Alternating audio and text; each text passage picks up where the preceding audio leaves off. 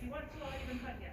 I know, right? So here we go as we start our class meetings. I'm looking forward to seeing you 5 days a week, hopefully very soon. And we kind of are shifting our tier 3, and I know I'm speaking to the choir, so to say, but tell your friends that if they're hybrid, the expectation now will be that they're back at school on their assigned days. So our data is showing that students that are coming to school and engaging and leading, just like this class is that they're successful more often. So first of all, thank you to each and every one of you. You are the leaders. Your job this year is to get juniors or sophomores and freshmen to lead. Mentor them, have them step up, recruit them for activities, because really once we lose the junior class and the senior class, we are in a world of hurt here at Hoover, unless we can get you guys mentoring some freshmen and sophomores and getting up there. So I'm going to hand it over to Mr. Freilinger, who's going to take it over. Nurse Jeannie, do you want to talk while wow, thanks. Sure, I'll be really quick, you guys. Hi, everybody. I'm the nurse. I know I haven't seen very many of you this year, and it's kind of really a weird year.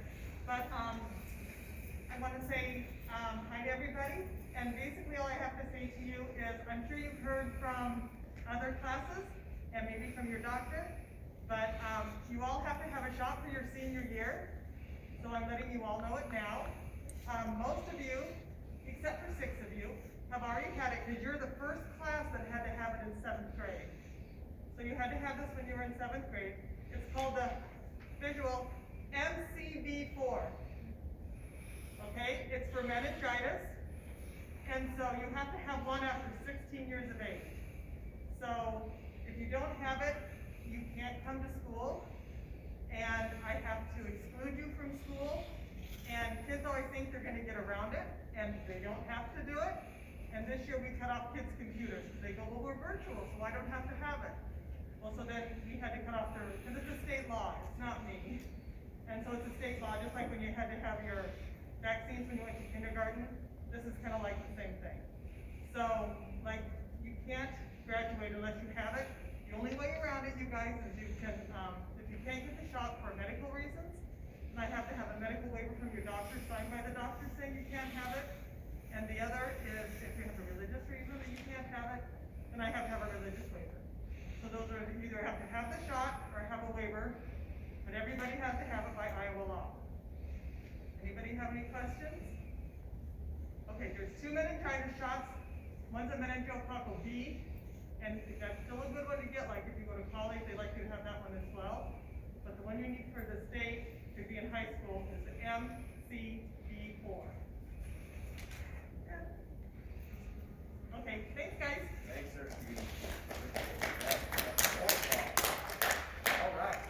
So we're going to get right into it. As Ms. Poole mentioned, my name is Mr. Freilinger, or Mr. Fry. I know most of you in here, but I'm your junior administrator. I'll be your senior administrator next year as well when you get to graduate. All right, and that's when it becomes really important. We'll start to have meetings about every month or every other month to make sure that you're on track to be able to graduate. Okay. I'm just going to remind you, give you a second if you haven't already look at our mission statement that's up here, the Hoover Way, and our mantra that I'm sure you hear all the time about being the change.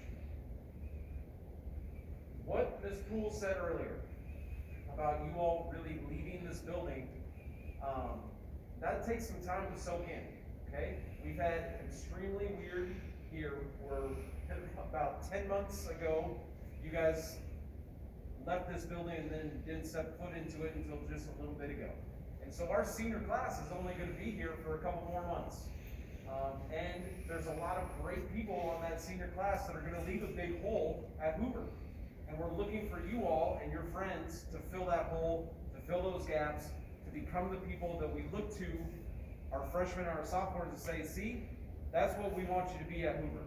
You know, this is exactly what we want you to do with your career at Hoover. And then our mission statement really takes it even further of saying, even when you leave Hoover, we expect this out of you. As you know, we've had a lot of ups and downs and wild things in the past year and even longer than that. And as adults, we've really failed you. And what I look forward to is you leaving these walls, going to college, getting a job, whatever you're gonna do, but still being the embodiment of Hoover.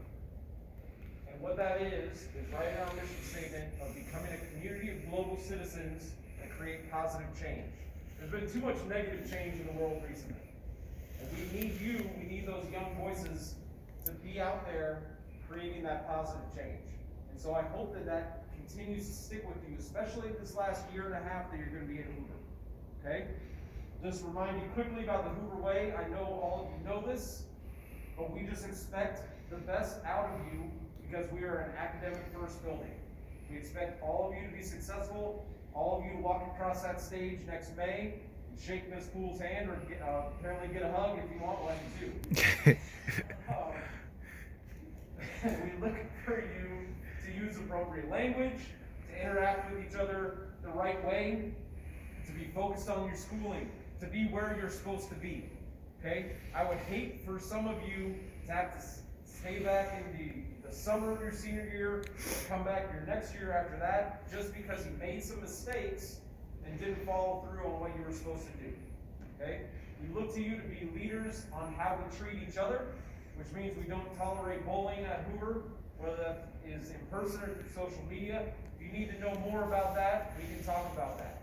Okay, but we look for you to identify those things and stand up for one another and say, hey, that's not right. Even if it's just not you standing up for it, letting somebody know that this person's in trouble, this person's struggling. Okay, so that's what we look for from you all. All right.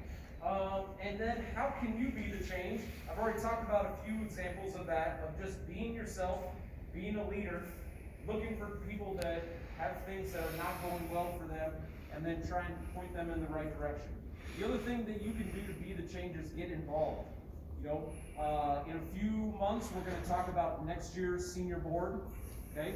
This past year, we had to do it virtually, which was kind of weird, but we will have elections with speeches and things like that.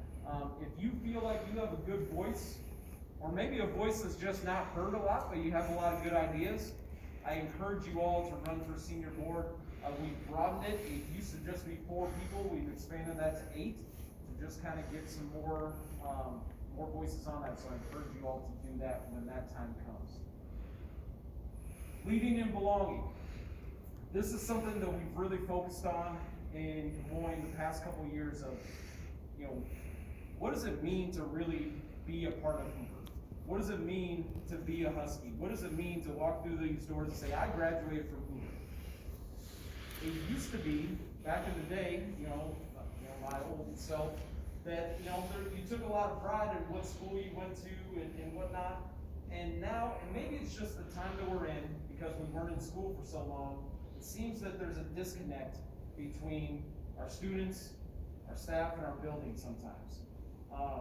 So what I want to encourage you all to do is to really think about, because we're going to ask you this, we're going to ask for your voice on this of what does it mean to be a Hoover Husky, and how can we make you all, not just the people in here, but everybody that goes to Hoover really feel like they belong here and they're a part of that.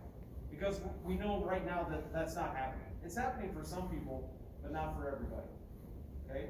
So I encourage you to think about that, and when Ms. Poole or Mr. Montgomery or I reach out to you to ask you what that means, I hope that you can give us at least a little bit of an answer. One of the ways that we stand out, and I'm sure you all have seen this before, some of you I know have even participated in it, but our Hoover News that comes out every morning, just a way that we're leading the state as a student-led organization in order to get messages out. I encourage you, if you don't already listen to that in your classes, I think most of your teachers show it, but look for it every day on Twitter. All of these activities are things that you can get involved in. Okay, there's probably stuff on here that you didn't even know that we had. I encourage you to talk to Mr. Burke. His office is right by Ms. Boss. If there's something that's not on here that interests you, he's also the person to talk to. All you need is 5 people and 1 staff member in order to form a club that meets regularly, that can have a budget, that can do things, that can, advertise. You just need to find some people that like the same things that you like. So I really suggest that you all get involved in at least one thing during your time here at Hoover. Maybe Mr. Montgomery's trying to recruit a girls bowling team. Seen some ladies out here that might be able to slick the rock. If you're interested, talk to Mr. Montgomery or Mr. Greer. Okay, Miss Raby is not here right now because she's working with Virtual Campus, but I'm sharing this information for her.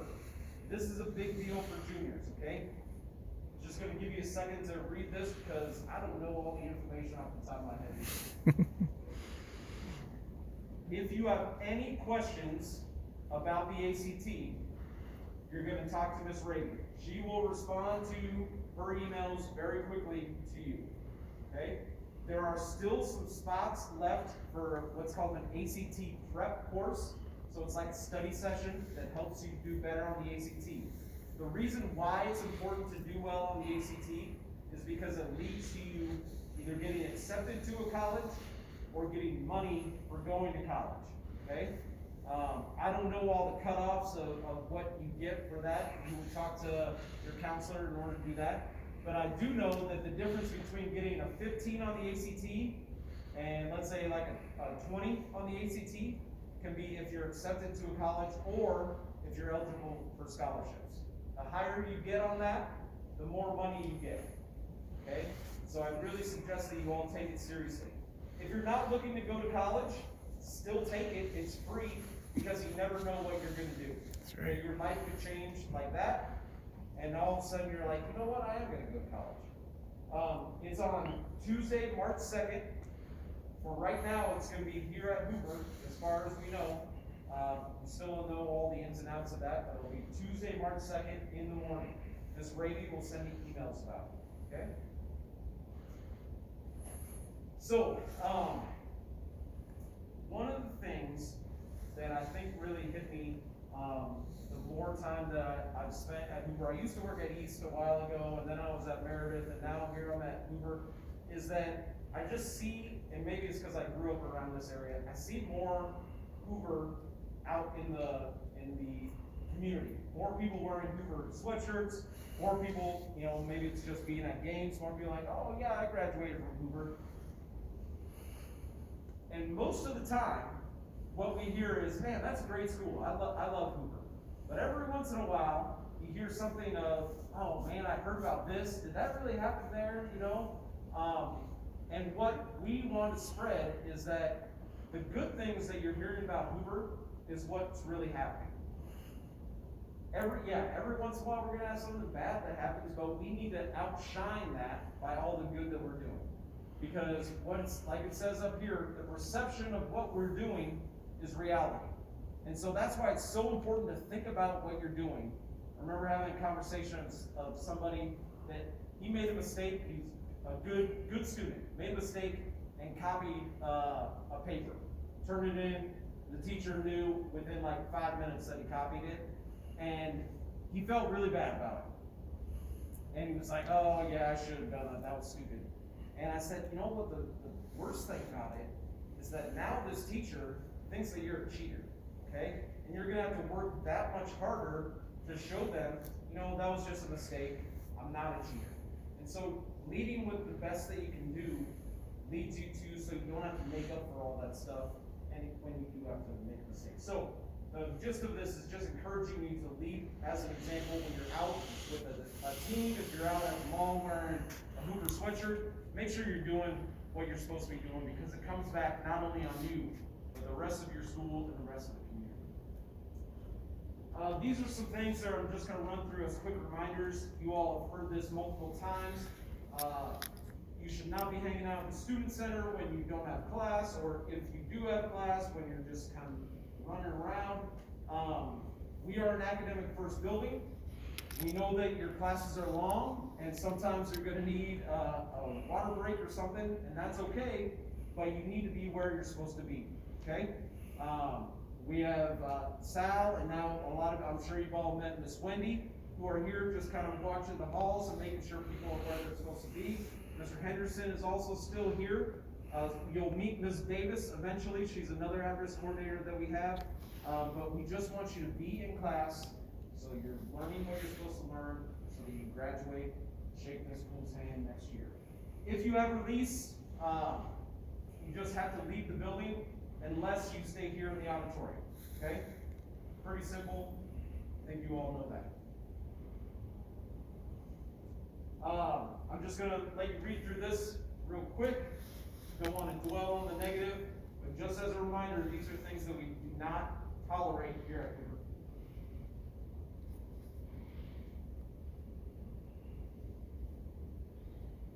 This all just goes back to the fact that we are an academic first building, and we're here to be a safe environment for all of you to learn, okay? If you have questions about any of these, or if any of these do not make sense, please come talk to me, and I'll be happy to have that conversation with you. This is a big one, especially this past year. Any technology that you've received from Hoover, that's your laptop, your charger, if you got a hotspot from Hoover, is all you and your family's responsibility, okay? Each of those hotspots cost between $75 and $150, depending on which one you have.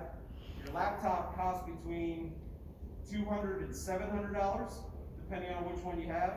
Your charger costs $40, I think. But if you lose those, or if they get broken or something like that, your family's gonna have to end up covering that cost, okay? And I hate for any of your families to have to cover that just because of a mistake that was made. So just be careful. If it's something that like, all right, the Wi-Fi stopped working, well, that's easy. We'll go in and we'll just switch it out with another computer. But like, if the screen breaks or if you just lose it, that's a cost that your family's gonna have to cover, okay? So just be careful with what you're doing. If you have questions about that, you can talk to Ms. Whitcop in the library, you can talk to me, you can talk to Ms. Fritz, our bookkeeper. For some of you, if you've failed a class recently, we're doing what's called credit recovery. Some of you have been in Flex before with Ms. Lloyd, Ms. Grief, Ms. Woods, Ms. Paradise. So that's traditional credit recovery if you fail a class. We're also offering some things to keep you out of going to summer school later. So if you failed a class in the first semester, we're having you identify what class that is and give you a plan of how you're going to get that credit back, okay? We will be having conversations with you about that if this applies to you. Your counselors has changed a little bit because Ms. Stribling's just working with virtual.